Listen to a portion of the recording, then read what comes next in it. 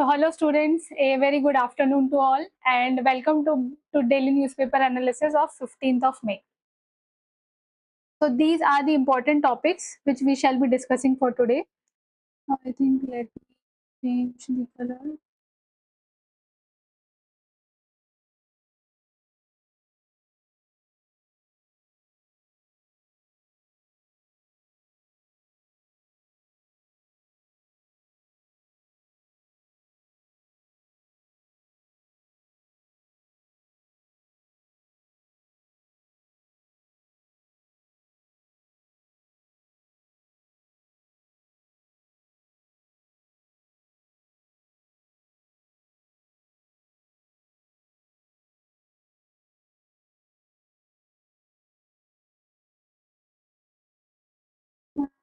Like visible PM austerity appeal.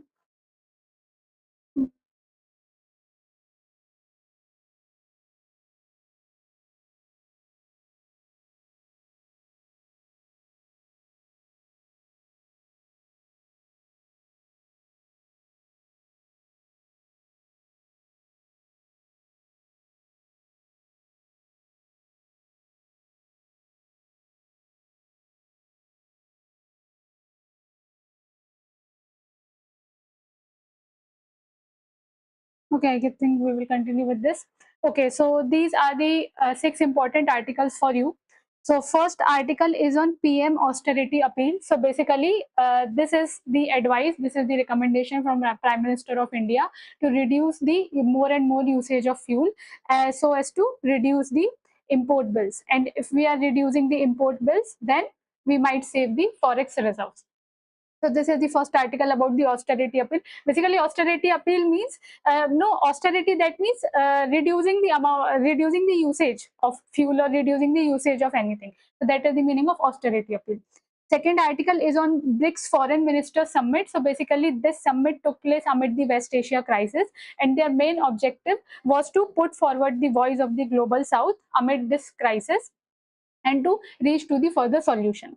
Next article is related to achieving zero casualty during heat waves. So basically this article discusses the possible solutions so as to reduce the loss of life during the heat waves amid the climate change. Next article is very important, which is related to open AI criminal investigation. So basically this article discusses that whether artificial intelligence or tool like artificial intelligence can be used for killings or murders. Next article is very important related to agarwood. So this will be the first instance where the first consignment of agarwood chips are exported from India to West Asia. So this is a very good article and very important from the economy point of view of Northeast India. And next article is very important, which is related to India's first orbital data center satellite. So here we shall be discussing about the concept of orbital data center and what will be the significance of India for this. And finally, a practice question. Okay, so let's start our discussion. So this first article is the PM austerity appeal. So basically, Prime Minister is asking the citizens of India as well as state leaders to take steps to reduce the fuel usage. So let's understand everything. See, screen is visible, right? Okay. So let's understand everything. See, as you know, because of the West Asia crisis and more about the rising oil prices, because when we are talking about the West Asia crisis, that means we are mainly concerned about the rising oil prices. So because of this crisis and rising oil prices, India is worried about the fuel supply as well as the rising import bills, right? Because if oil prices will rise, import bill will rise, and if import bill will rise, then current account deficit will rise. So these are the main concerns.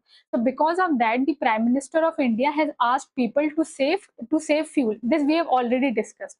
Saving fuel, that means adopting the austerity measures. Austerity measures in what all he has suggested. For example, people can use more and more public transport so that they can avoid the more and more usage in their personal transport, or people can reduce the unnecessary travel, or people can encourage the work from home culture, or people can use more and more electrical vehicles. So this is the meaning of austerity measures. That means you are reducing the amount of fuel usage from your side. So after this appeal of Prime Minister of India, various political leaders and various state governments have announced their particular steps or their separate steps. So what are their steps? For example, various government leaders have said that they will reduce their official convoys. Right, if they are reducing their official convoys, that means they are reducing the use of number of vehicles, that means they are reducing the amount of fuel. Or for example, or other state governments did, they tried to introduce the work from home culture. For example, in Uttarakhand, work from home culture was introduced immediately. So these were some of the measures which were taken by various state governments or various authorities. Now see, the appeal which was made by the Prime Minister of India, it has attracted various kind of criticisms also. Why criticisms? See, first thing, what is the point of opposition? Opposition is saying that this austerity, what political leaders are talking about, what the government is talking about, the government is doing the drama of austerity. Why they are saying they are doing drama of austerity? Because when you see the news also, no, various leaders, you will see various leaders showing publicly the symbolic actions just in front of the camera. That means you do not even exactly know that whether they are implementing that thing in letter and spirit or not, but no, it may be possible that they are doing those things just for the namesake, just to show in front of the camera, to show the people of this country. So that's why oppositions are raising question that whether you are doing all these things actually, or you are doing just to show to the citizens of this country. Second important thing is that why government is asking immediately for the common people to sacrifice. Because see, you might have seen the news that recently one of the leader from BJP, what he did, his convoy arrived from Ujjain to Bhopal, and his convoy included 200 vehicles. Can you imagine? 200 vehicles means what amount of fuel was used. And this thing was done after the appeal which was made by the Prime Minister of India. So his so the leader from his own political party was doing all these things. That's why opposition is saying that before you ask the common people of this country to sacrifice all those things, to do work from home or to use public transport, before that you must ask the leaders of your own political parties, or you must ask the various authorities which are sitting inside the government to adopt all these austerity measures. Then you can come to the common people of this country. Okay, now after this, next important thing is, next criticism is, see, basically why government is doing all these things. Government is doing all these things because current account deficit is rising. No, but it is very high. Current account deficit at present is very high. And yesterday only we discussed, whenever we are talking about the BOP, so BOP consists of current account deficit as well as capital account deficit. That means current account and capital account. So mostly, no, each and every country will be having capital account deficit because it involves investment and expenditure of huge amount of money. But if your current account deficit is very high, then it is not good for a country. Why? Because if your current account deficit is very high, that means the outflow of dollars or outflow of forex reserves is very high. And if outflow of forex is very high, that means rupee will be depreciating a lot. If rupee is depreciating a lot, then economy will become volatile, economy will be under pressure. That's why opposition is saying that since you were worried about current account deficit, right? And the major components of current account deficit are the crude oil. Oh, we can understand that no, you are taking all these measures so that current account deficit can reduce. But the main question is why you are doing it now?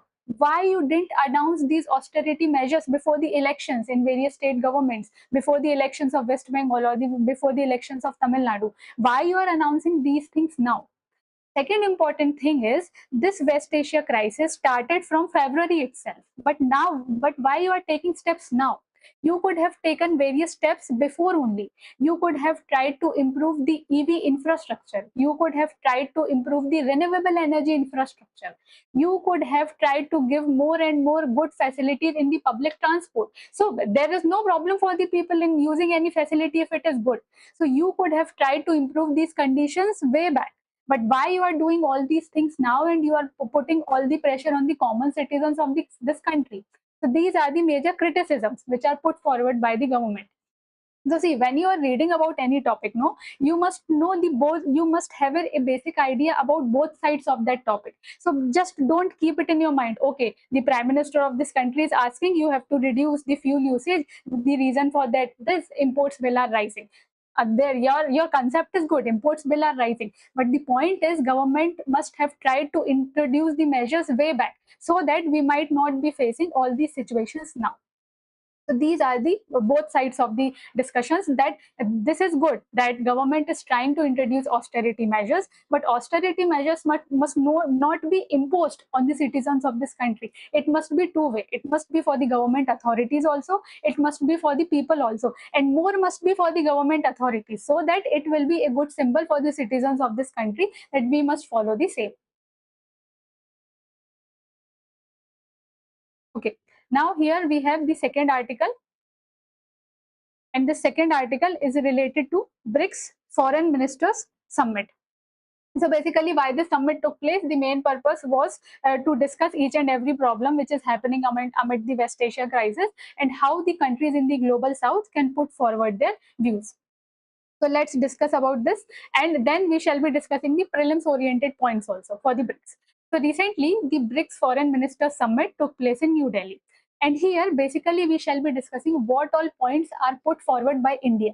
So basically, what India discussed, that as we all know, that world is passing through a period of serious geopolitical instability. Why instability? Because of the wars like the recent West Asia war, or the economic sanctions which US has imposed, or the other kinds of economic uncertainty, etc. So now here India particularly highlighted about the situation in the two regions. What are those two regions? First is the Strait of Hormuz, and second is the region of Red Sea. So here, mainly India has expressed concerns related to two regions. First is the Strait of Hormuz, and second is the Red Sea. What are the reasons? Because these routes are extremely important for the global oil as well as trade movement.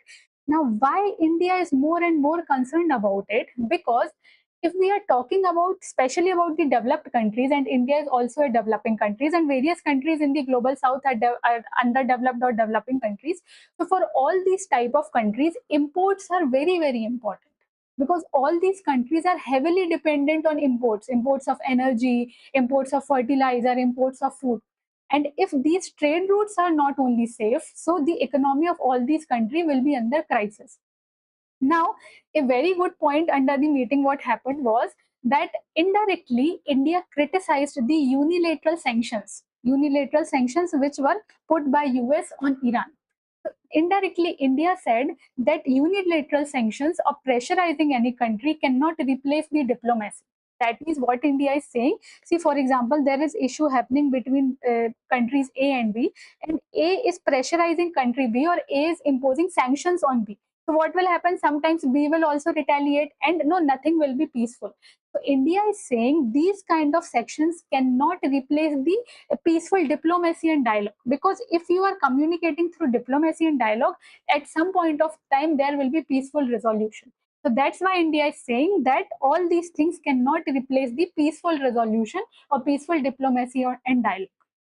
Now, see, why BRICS as a platform is very, very important, because BRICS is representing the voice of global south. Because as you know, earlier there were 5 countries in BRICS, but over a period of time this number expanded to 11 countries. So now more and more countries from global south are being introduced in this BRICS as a platform. And that's why increasingly this platform is becoming as the voice of global south. Because as you know, some of the institutions, for example, we talk of IMF or World Bank, all these institutions are being dominated by the Western countries. So the countries in the global south think that no, we are underrepresented in all these platforms. So how BRICS will help these countries? BRICS will help the countries from the global south to put forward their opinions and to get a bigger say in the worldly geopolitics. So this was the significance of this BRICS meeting. Now quickly, let's discuss some of the prelims related points.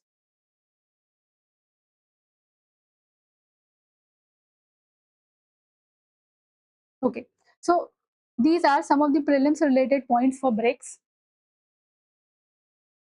Should change color.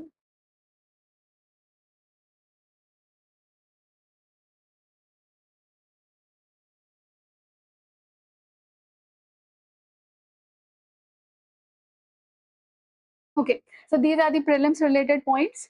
So first BRICS summit was held in Russia in 2009. Very important from prelims point of view. So where did first BRICS summit took place? First BRICS summit took place in Russia.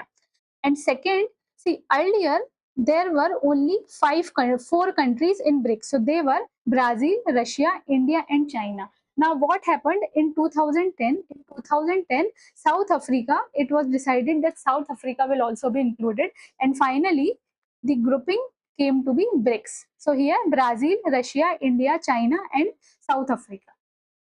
Okay, so earlier this grouping was BRIC. Earlier there were four countries, and first BRIC summit took place in Russia. In 2010, one more country, that is South Africa, joined this grouping, and it came to be so it was decided in 2010. South Africa joined in 2010. Now, see, earlier there were four countries, then it became five countries, and now finally we have 11 countries in this BRICS. So, what are those 11 countries? See, the remaining countries are Egypt, Ethiopia, Indonesia, Iran, Saudi Arabia, and UAE. So, these are the six other important countries which are part of BRICS. So, finally, we have 11 members. So, all these countries are representing the voice of Global South. That's why BRICS as a platform is very important. Now, very important for this year prelims is that India is the current chair of the BRICS. Next important thing is that if we include 2026 year also, so including this year, India has chaired BRICS four times. So earlier it was in 2012, then in 2016, then in 2021, and finally in 2026. These type of questions can be easily asked in UPSC. So how many times India has chaired BRICS? So if we are including 2026 year also, that total four times India has chaired BRICS. Now, not much important for UPSC, but for other government exams, theme is also very important. So India's BRICS chairship is guided by the theme. So this is the theme: building for resilience, innovation, cooperation, and sustainability. So I think these are the prelims related points which are important. Okay, so I think we discussed prelims related points. Okay. Now let's come to next article. So our next article is related to zero casualty during heat waves. So India will ensure zero casualty during heat waves. So here we shall be discussing important steps which can be taken to reduce the casualty because of the heat waves. Okay, so let's understand what happened. So recently the Home Minister of India, recently Home Minister of India said that basically India is working towards achieving the zero casualty. Zero casualty because of what? Zero casualty because of the heat waves. And how India is planning to do this? So India is planning to shift from the reactive approach of disaster management to proactive approach of disaster management. So how India will be able to achieve zero casualty because of heat waves? India can achieve this by shifting from the reactive approach to the proactive approach of disaster management strategy. See, what happens in reactive approach? Government authorities react after the disaster has already happened. In proactive approach, government authorities will be prepared for the disaster so that you can reduce the loss of life or property. Because see, earlier what used to happen, no? For example, any disaster occurred, for example, floods occurred or heat waves occurred. So what were the main issues? What were the main issues people in India were facing? Either the rescue team will come very late, or if the relief materials are sent, the material will also come late. or if everything is good, then the hospitals will get crowded. No, people will not get beds in the hospitals. So all these things India was facing. So that's why India is trying to change its approach from reactive to proactive approach. Now, why we are talking all these things? Because of the increasing instances of heat waves. So basically, what is heat wave? Heat wave means extremely high temperatures for continuously for many days. So if temperatures are high continuously for many days, heat waves can occur. And what are the impacts of heat waves? So because of heat waves, heat strokes can result. Heat strokes can lead to death also. Or because of heat waves, dehydration can also occur. And who are the most vulnerable people, or what are the most vulnerable population because of heat waves? Like the farmers or the daily wage laborers or the traffic police. All these people are the most vulnerable people because of the heat waves.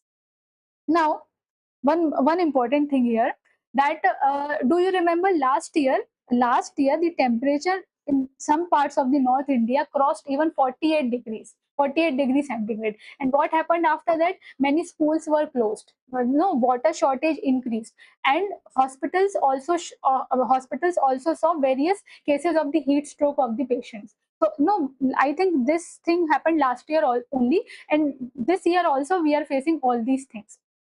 So these are all things show that heat waves are becoming more and more serious disasters in India. And one more important thing you might have noticed, that recently Indian Meteorological Department, that is IMD has started sending the alerts also on the phones or various TV channels when the heat wave is arriving. So how all these alerts will help? Using these, because of all these alerts, people will decide that whether they have to stay indoor or they have to do the outside activity. So in this way, you can reduce the instances of heat strokes, or you can reduce the deaths. Now, very important thing in this, which government has suggested to deal with all these issues of heat waves. So government has suggested the concept of whole of government and whole of society approach.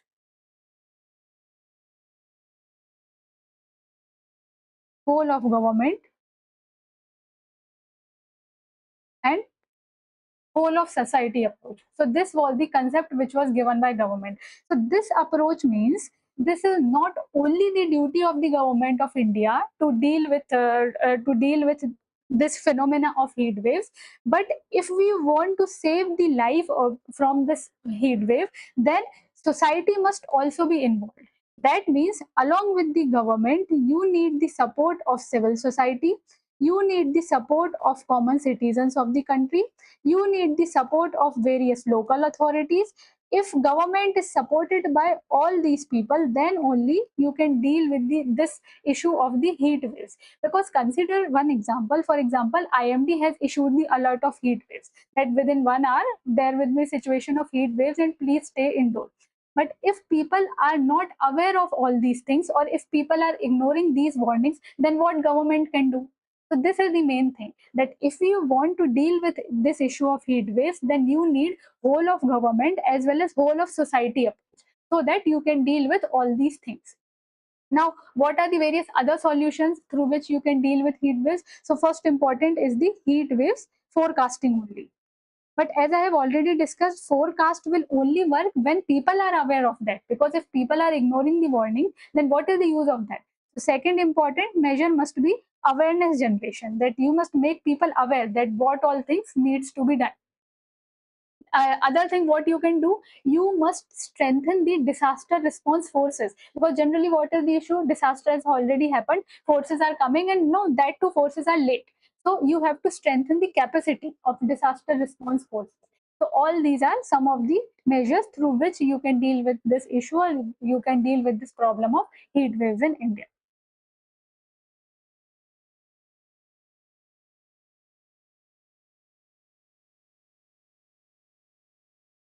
I think I will change the color again.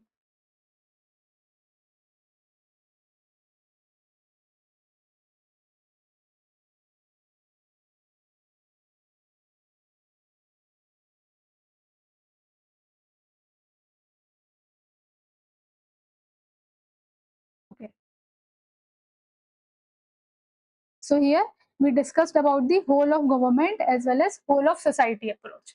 Now, a very interesting article about the OpenAI criminal investigation. Very, very important. You can use it as a case study also.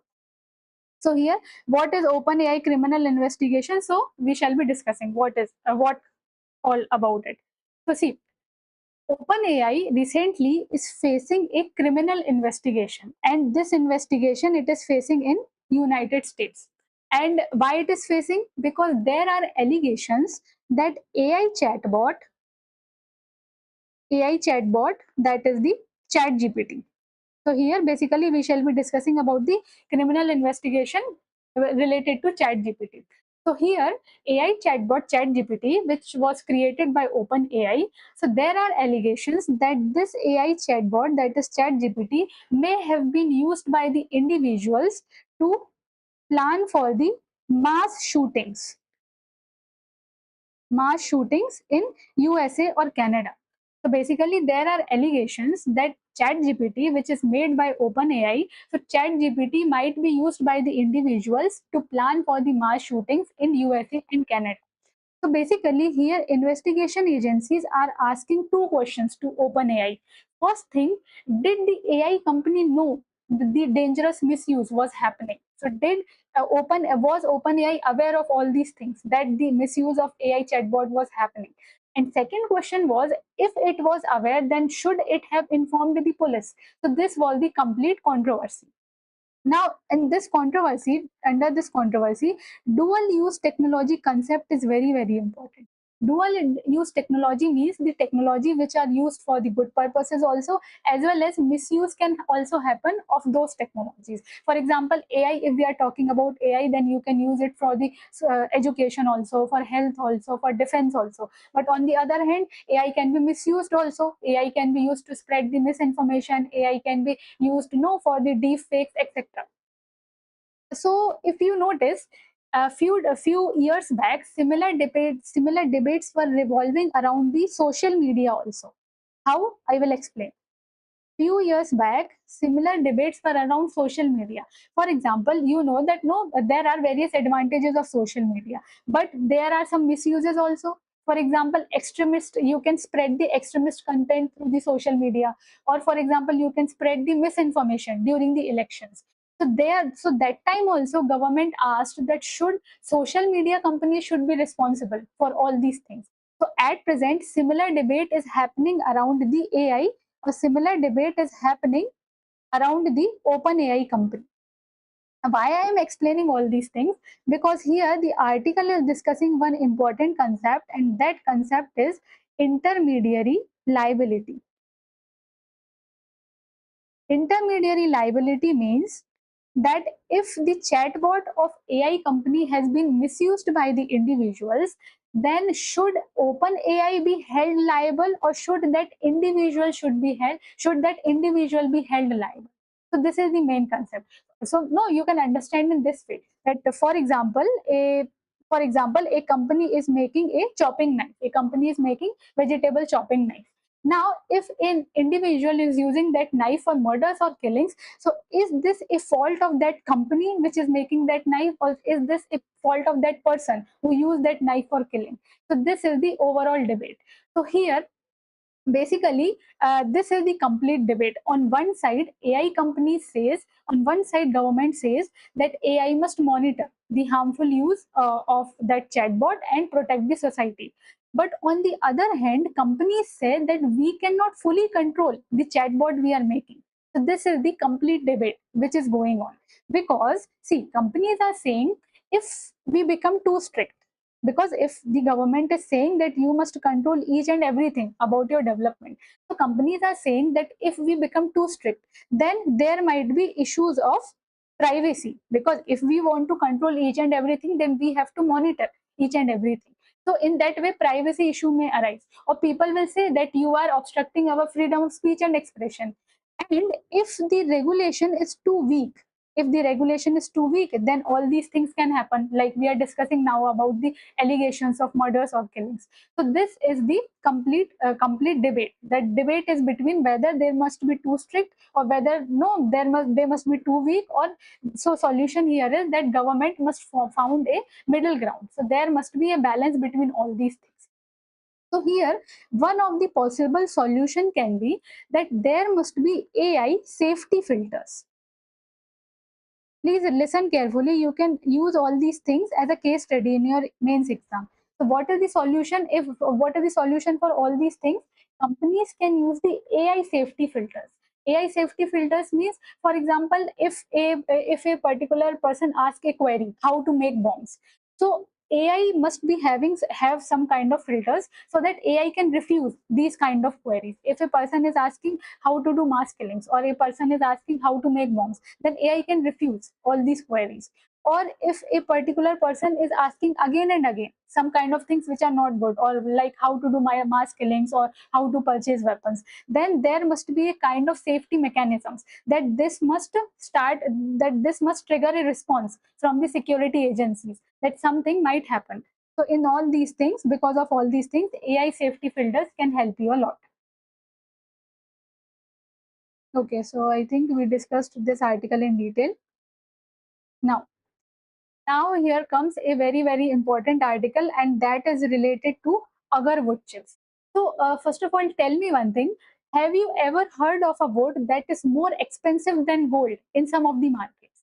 So if not, so here we shall be discussing about this wood, and this wood is called as agar wood. Very important wood, and its properties are very important from prelims especially. So here, this agar wood is very expensive in some market, and it is even expensive than gold.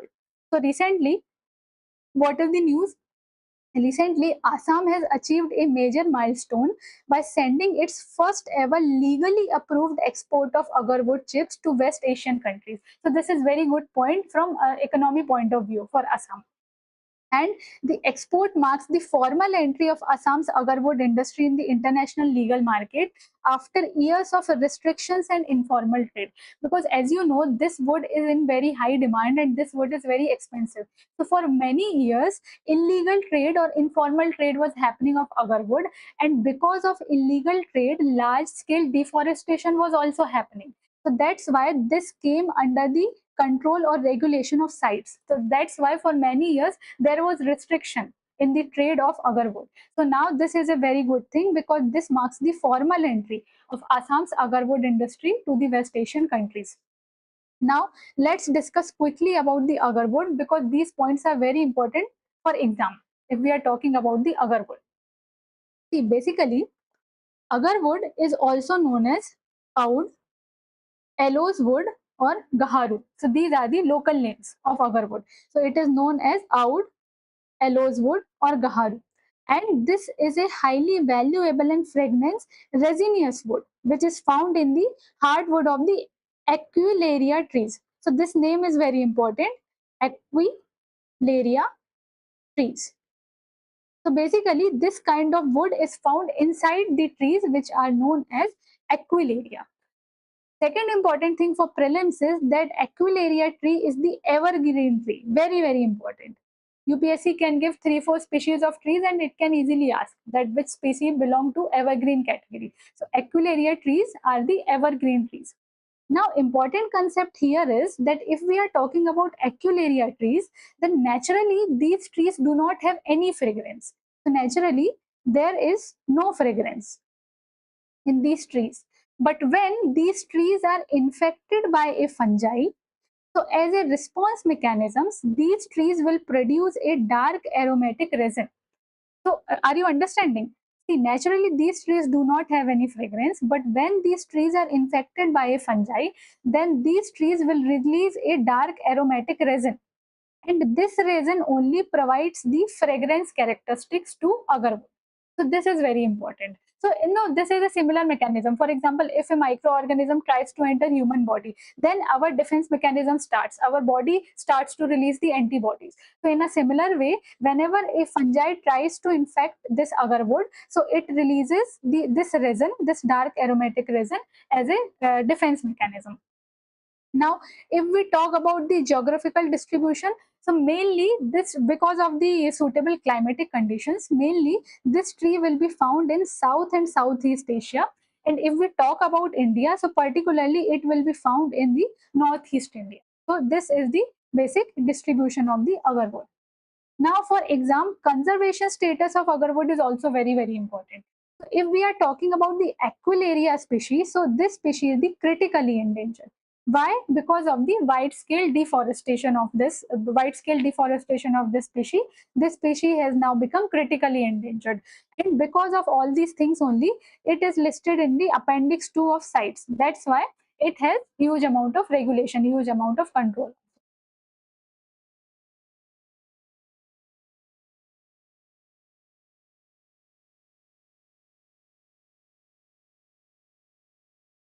Okay. Now, see, as you know that agarwood is very rare as well as very expensive species. Reason is that agarwood takes many years, or the quality also varies from species to species. That's why agarwood is very rare. So here, complete maturation of agarwood take place. Complete maturation takes a lot of years. Here, quality also varies from tree to tree, and mainly its demand is very high in West Asia. So please remember, because at present also the consignment from Assam for the agarwood chips were delivered to West Asia only. So these agarwood chips are of very high demand in West Asia because of the incense sticks or because of the use in perfumes, etc. And you cannot imagine, some of the very high qualities of agarwood products are worth lakhs of rupees. So this is very expensive product, and this product is on very much demand also. Now see, now if we are talking about Assam, because as we are saying that this is a very good thing for Assam. So earlier what happened, since this thing is in very high demand, so earlier informal or illegal trade used to happen. So now what government did? Government started the legal exports. Because if legal exports are started, it will help the rural farmers in Assam also. This is very good thing. Earlier the trade used to be illegal or informal, but now legal exports have been started. And one more important thing, earlier because they are in very high demand and because the trade was not formal, so earlier over harvesting of agarwood trees also happened. And if over harvesting happened, so it lead to environmental degradation. Because of environmental degradation only, it came under the regulation of CITES. So that's why in context only we discussed that earlier there were years of restrictions because environmental status was not very good and deforestation was happening a lot. So now what India has suggested, first thing what India did, India has legalized the exports. And second thing what India is suggesting about the concept of agroforestry.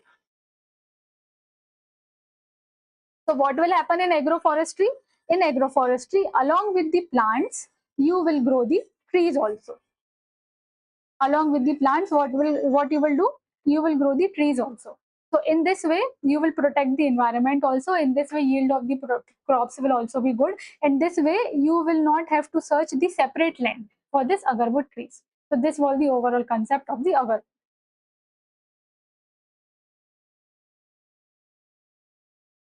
Now,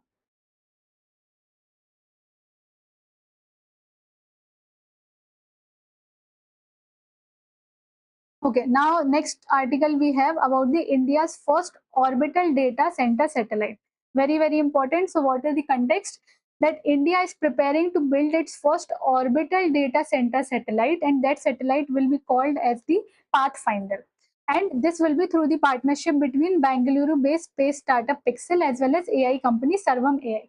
So here for you, it is very important to know about the concept of orbital data center satellite. So see, let's understand the basic concept first. So see, today when satellites take the photo or when satellites collect any data or any information, so where the processing of this data happens? Because see, here what satellite will do? Satellite will collect the photo or data. But mostly the processing of all these things happens in the center which are located on the earth. So normal, this is the functioning of satellite. So this satellite will collect the data and processing will happen on the earth. So this is the overall thing.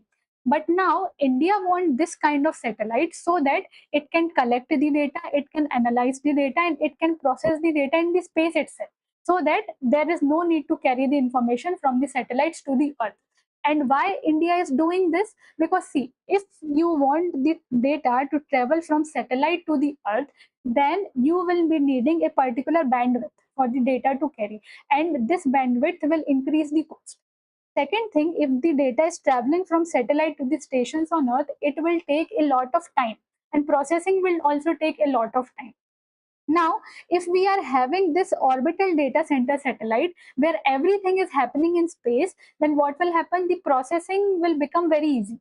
And if processing will become very easy, it will be of great significance for the disaster response or the disaster management in India. Why? Because if processing is very good or processing is very high, then it will help in the disaster monitoring, or it will be very helpful that no IMD can easily send, or IMD quickly can send the alerts about the heat waves, about the flood warnings, etc. So this is the main concept, that instead of collecting the data from the satellites and sending it to Earth, India want to do everything. So India want a particular satellite to everything do on the space only, so that you can reduce the cost and you can reduce the time, so that you can get the quick response. But this kind of satellite will be having a huge challenge also, because here we are talking about a data center in space. So data center means a lot of computers, a lot of servers which are collecting the data as well as analyzing the data.